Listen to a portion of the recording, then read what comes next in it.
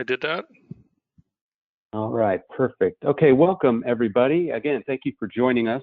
I am the Vice President of Marketing and I'll help moderate today's webcast. My name is Thomas Meredith.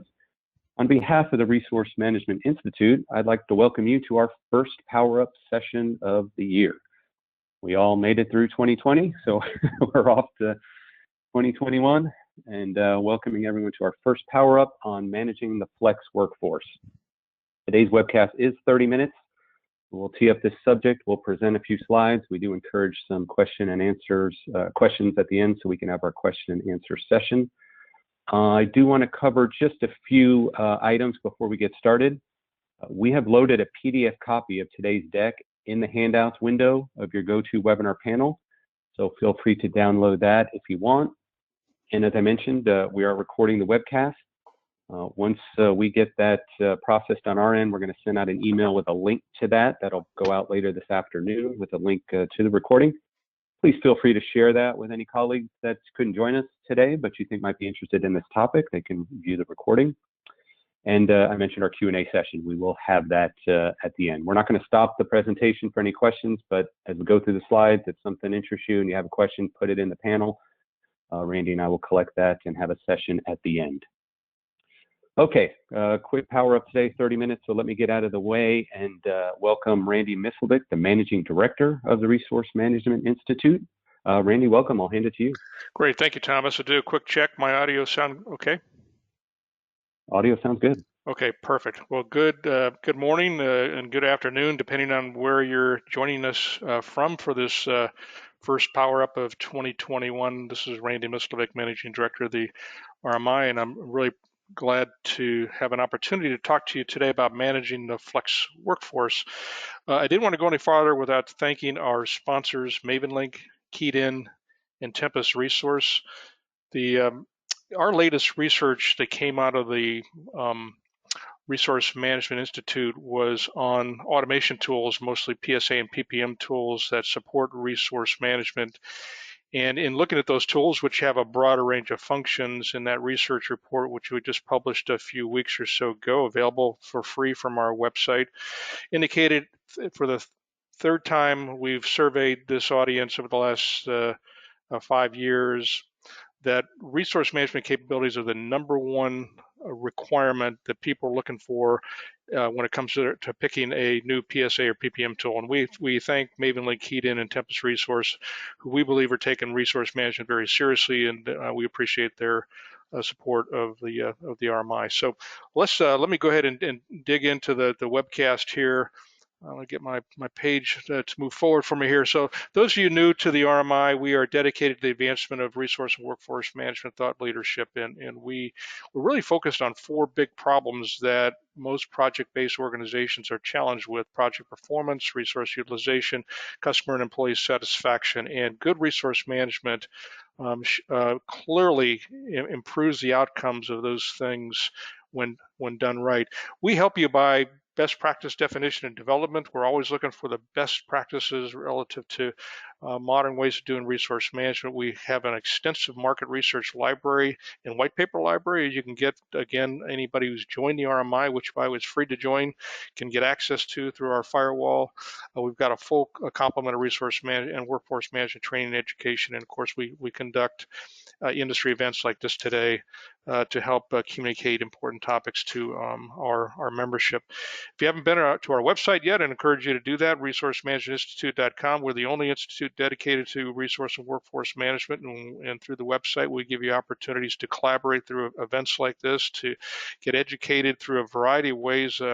Our research library, our white paper library, our annual global symposium, which I'll talk about later, and a variety of resource management classes to help you get educated, including our resource management certification program. And then lastly, innovation, to help you to innovate your resource management processes and technology. And if you're an RMCP, a certified resource management certified professional, you can get access to our resource management toolkit as well to help you and your companies.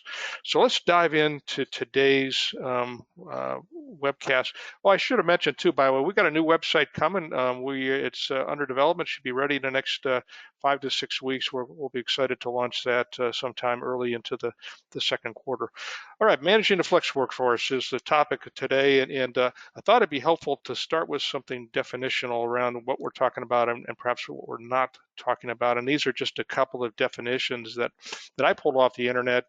The term flexible workforce may also refer to a workforce that grows and shrinks in size. And then a second one being a flexible workforce, one that grows in number to meet needs at any given time and falls back to a baseline number when the increased size is no longer needed. Both those definitions would be very much on target with what we're talking about today as the flex workforce. Now, you notice in both those cases, they define that, or they named that the flexible workforce.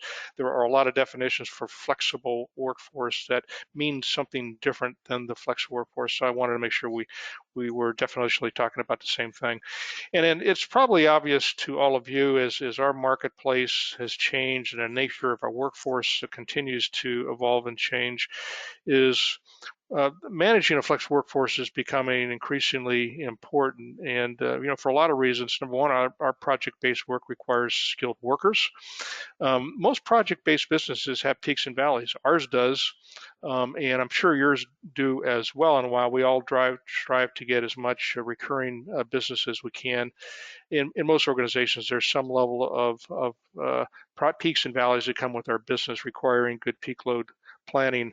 And while imbalances can be mitigated, they're rarely eliminated. And so how we deal with that's really, really important. And in the course of managing the supply and demand of our resources and the work to be done, we have implications on our cost of labor, the on time, on budget, or target quality of the projects that we're performing.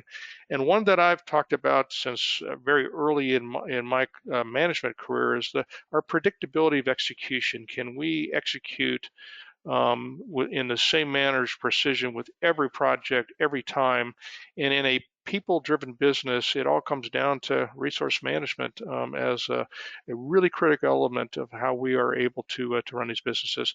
And last, but certainly not least, the gig economy is here. For those of you not familiar with the term, each certain people view each project they work on, and perhaps not as an employee of a company, but as a freelancer. They view each project as a gig, so to speak, and therefore the gig economy term came to light.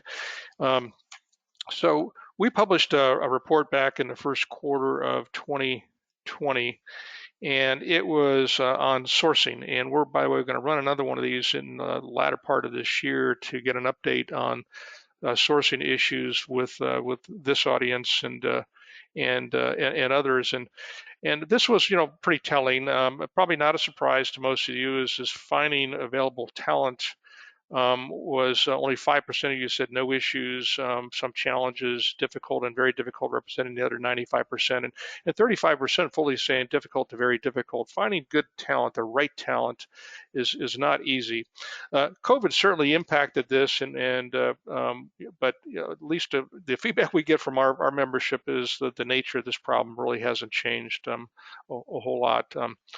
So the rise of the flex workforce is certainly upon us, and it's really a tectonic shift. And over my 40+ year career in this business, I've certainly seen the need for peak load planning and work in project-based workspace, but never to the degree it is today, and it's growing. And today, 36%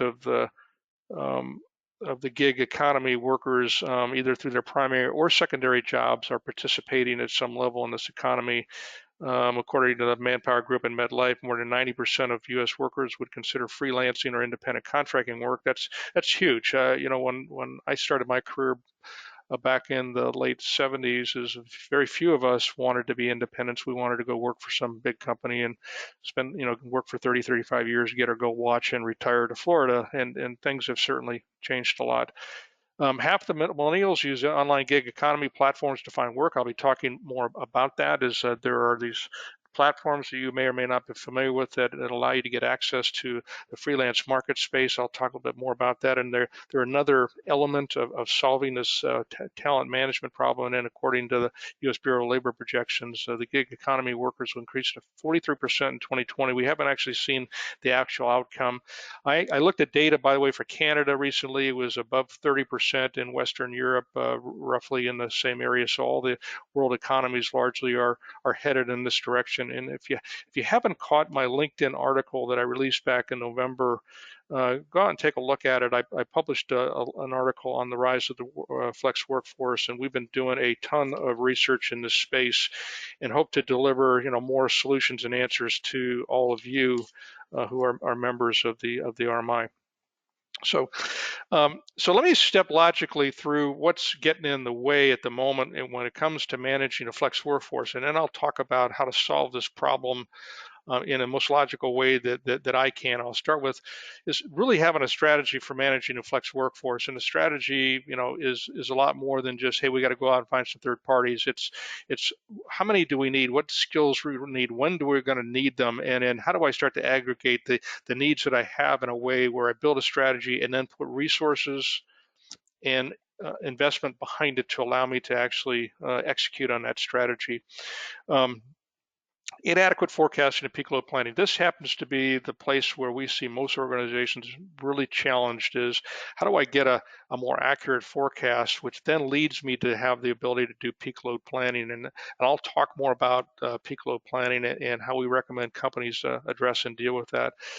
Inflexible or ineffective recruiting and onboarding processes. So, most companies are somewhere in between where we were 40, 50 years ago, where you needed 10 more people, you'd issue a rec, and then HR would take it, and then they'd try to get budget approval for it, and you'd go through this internal process, and then by the time you finally got somebody on board, 3 or 4, 5, 6 months might have passed, and clearly that has to change, and it is changing. A lot of companies have gotten a lot better at this, using a lot of different things, and how you integrate that though into your RM processes is really the place that people start to fall down. I got a way to find people, but I didn't really kind of think through the compliance and the recruiting and onboarding that's required to do this, to do that and do it at scale.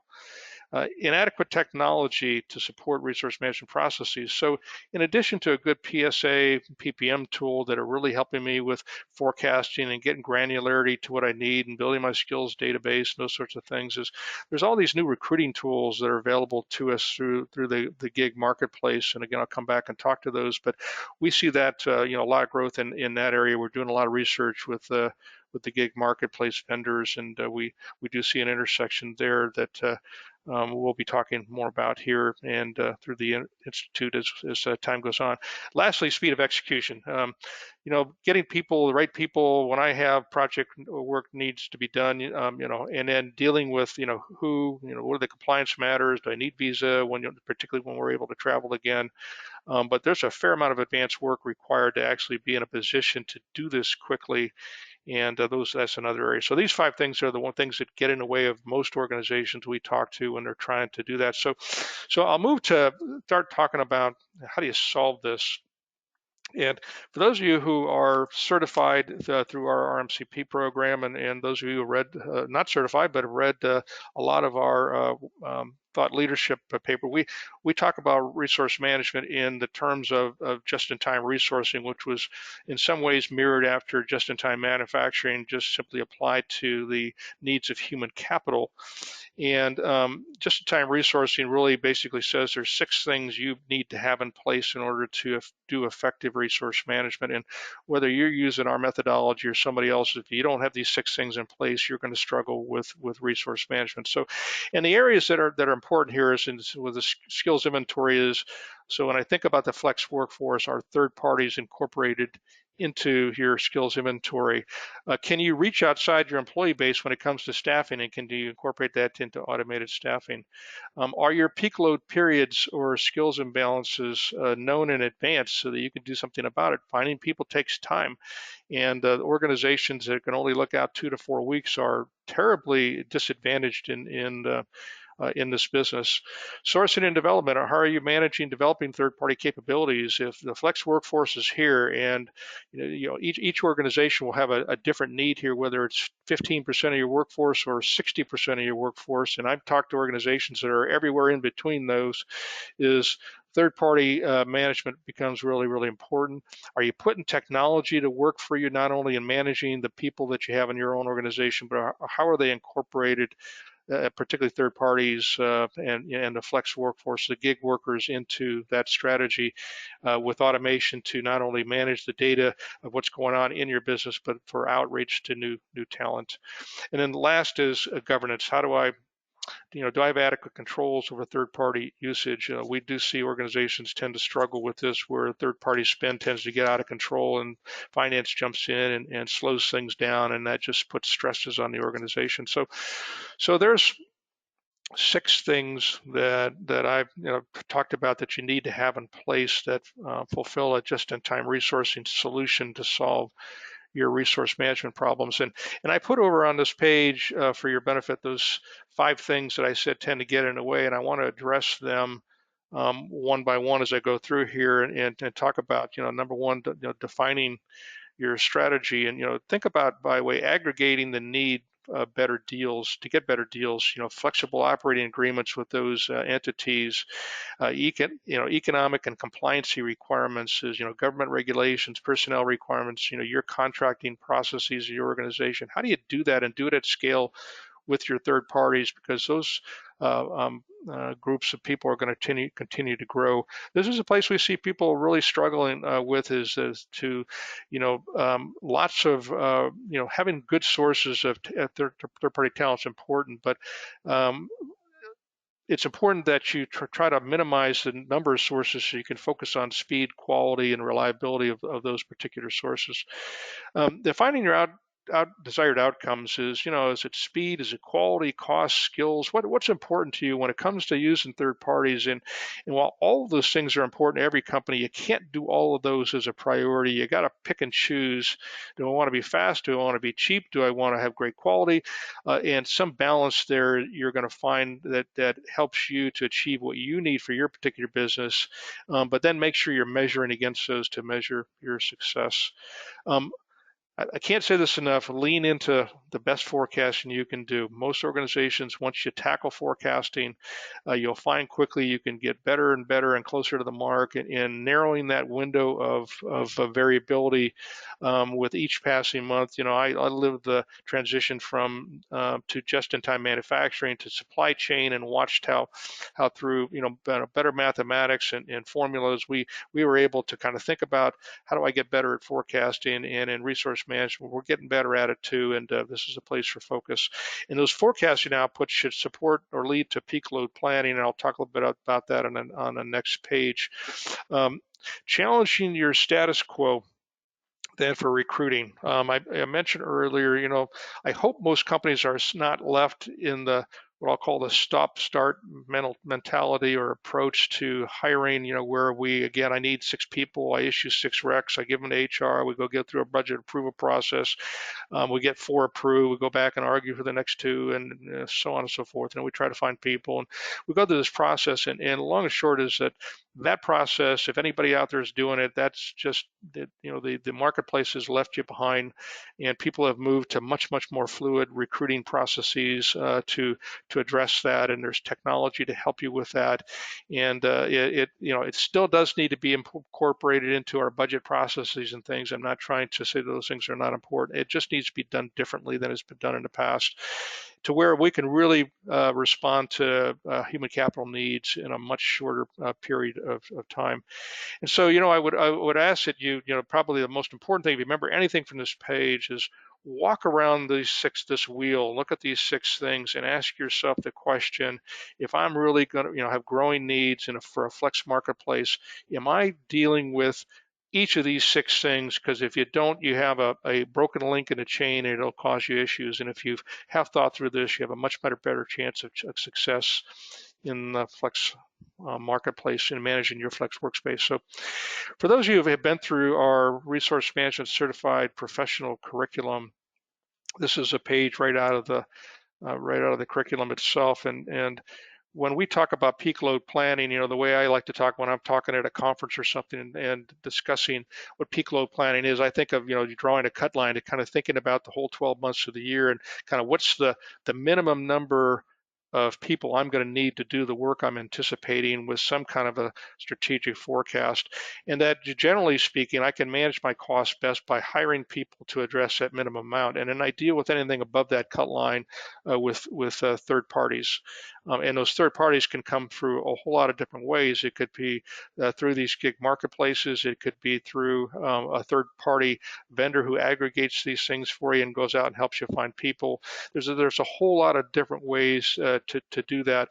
But I would also tell you, don't leave the HR behind in the process. Get with them as a partner. And we teach this thing called warm pool recruiting, which is rapidly growing in our membership because people have tried it, has seen how effective it is, and essentially basically says, go out and create a warm pool of people that you think you might want to hire, whether they're permanent employees or contractors, and know where they are and recognize over time people will go find a job and a contractor will take on a project and they may not be available. But the whole idea of warm pool is to create a big enough pool that at any given point in time you still have a pool of people you can go to and match people to a need and do it quickly. So in that area is partner with HR, include HR in your delivery planning processes, and then make sure you're continuing to replenish your candidates and keep your warm pool warm as you're working your way through it. In the program, we take you through a lot more as it relates to that process and how it works, but I just thought I'd share some high level thoughts with you on that. Some tips from the trenches is, this is a database world, so, get yourself a good build a good process in place and get yourself a good PSA or PPM tool to help you do that. Warm pooling really works, irrespective of the source of where people are coming from. Give it a try. It really makes a big difference. Don't overlook onboarding. It's a critical element to bringing people into your organization. Good forecasting is the difference between being proactive and reactionary. And if you don't have a modern PSA or PPM tool, one thing we noticed in the automation tool survey is that the tool vendors are listening to us and to you.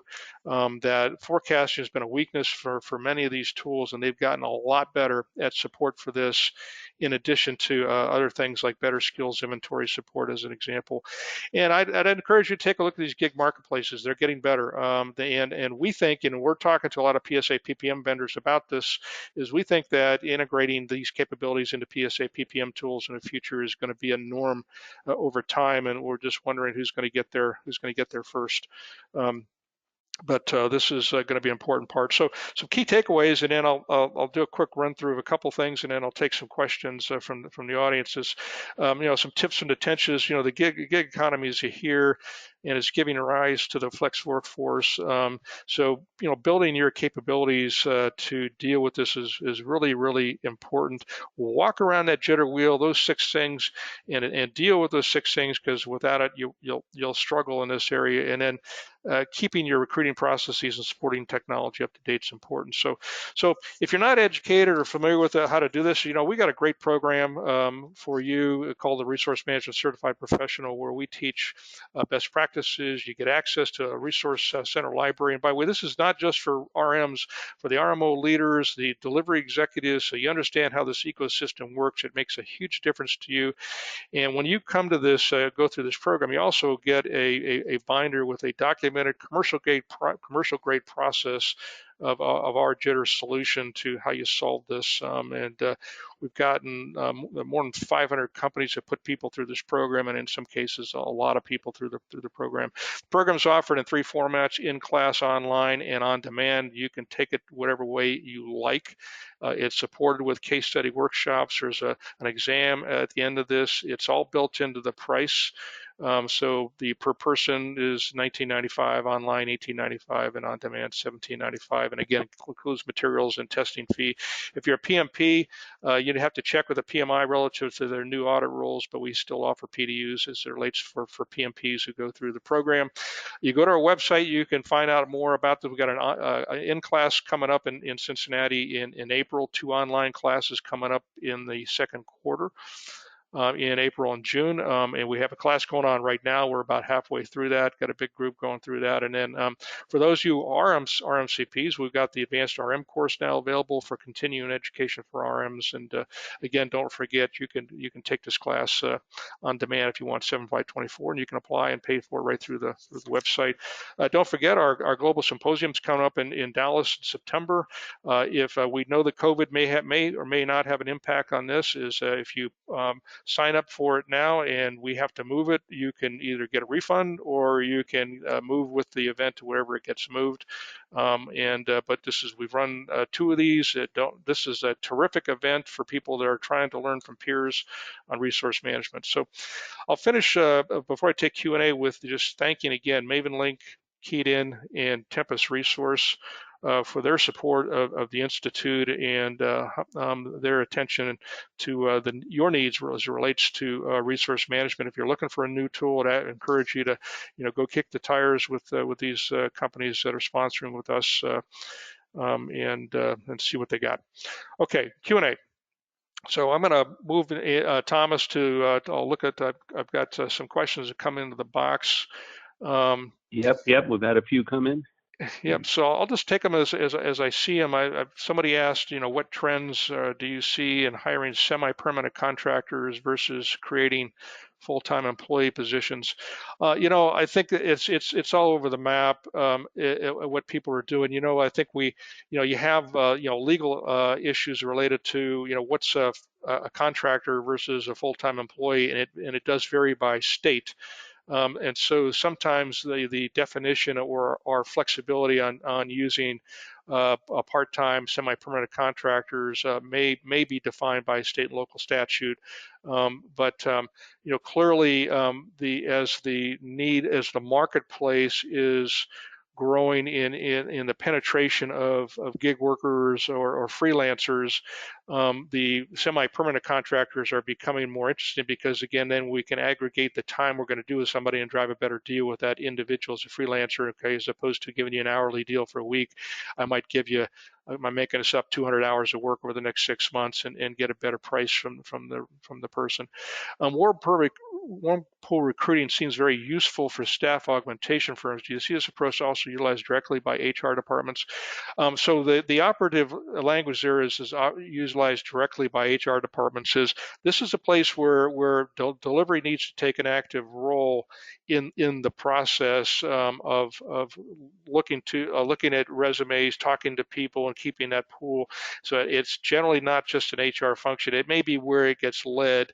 And I've seen it led out of the delivery groups and out of the HR groups, but it can be done either place. For very specialized skills, has gig economy work for short-term work? I say it's situational. I've talked to organizations that tell me really, really great. And some have said they've had mixed views of it. Seems in certain industries they're having more success. I know the marketing agencies are a growing part of our institute membership, and they seem to be having a lot of success with them. But the tech industry, same thing. We're seeing success there. But I've also heard some stories where it's giving people some pause. So you got to do. That's why you got to kind of test and work your way through it. Somebody just asked, would it be possible to talk to someone from the RMI to learn more about the certification program? Certainly that individual you can send a note to info@resourcemanagementinstitute.com, and somebody will respond right back to you and be happy to talk to you about it. You can certainly go to the website. There's a ton of information on it, but we're happy to talk to you live if you'd like help with that. Our top leadership is fighting us about governance. Any suggestions on how to bridge the gap between a negative perception of governance and showing our value through governance? My best, this is a much longer conversation, but I know the person who made this comment, and she's an RMCP, and the RMCP Advanced Resource Management course deals directly with that question: is how do you sell management on needed investment, governance, and other aspects of showing RM value through that. So I hope you'll take a look at that. And then can I cite examples of companies who have hired gig economy workers in a specialized role? Not by company name. I've seen people do it in all kinds of different roles. Tech workers for programmers and architects in our agencies for creative people, copywriters and those sorts of things. There's just a ton of examples that are out there. So well, Thomas, I think I'm about at the top of the hour. I got to most of the questions. I know not all, but I think we're about out of time here. Yeah, we're right at the top of the hour. We want to be respectful of everyone's time. I do want to thank everyone for spending some time with us on this, our first Power Up of the year. Randy, thank you for your information as well, your presentation as well. A quick plug for our next Power Up. Our next webinar will probably be in the June timeframe. I think it's early summer. And we're going to be covering 5 things your PSA or PPM tool should do to support your resource management needs. So if this year you're looking to replace your tool or get a new tool, that might be a Power Up webinar that you want to attend. So be on the lookout for the website, and in your email boxes, we'll have more information on that. That'll be early summer in June. Yep. Again, right at the top of the hour. So again, want to thank everybody for joining us today, and have a good day. Randy, thanks. Great. Thank you, Thomas. Appreciate it.